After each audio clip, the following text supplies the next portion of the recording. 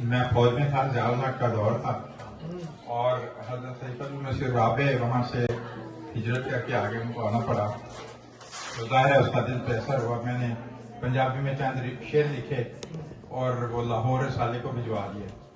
लाहौर साले ने शाया कर दिया फौरन नीचे, कैप्टन तारे को कड़ा कैंट्री अच्छा, वो जब उन्होंने छापती है तो मुझे मेरा हौसला बढ़ा। मैंने हजरत सैयद राबे की खिदमत में वो भेज दिया। जब वो भेजा तो वो खत के ऊपर ही हजरत सैयद राबे ने लिखा, उर्दू में भी लिखते हैं अगर क्वेश्चन मार्क, और नीचे थोड़ा सा फासला देके लिखा करें।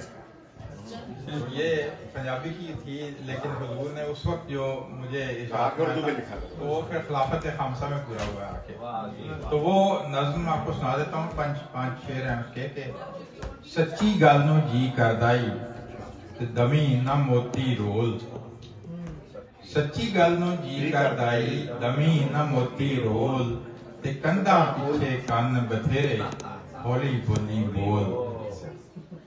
सच्ची गल नूं जी करदाई दमी न मोती रोल, कंधा पीछे कन्न बथेरे हौली बोली बोल। कंधा ओले वे या कंधा पीछे? कंधा ओले या पीछे।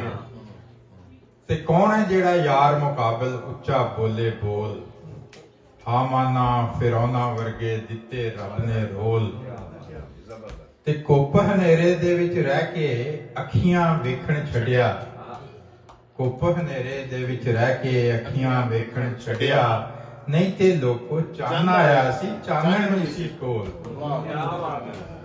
कुप हनेरे दे विच रह के अखियां वेखण छड़िया, नहीं ते लोको चान आया सी चानण भी सी कोल।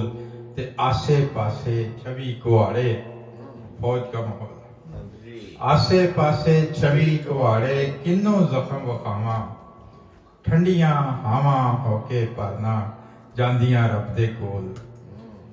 ते जे तू मेरा हो रहे सब जग तेरा हो, तारे रब दे तेरे लई ने किन्ने मिठड़े बोल।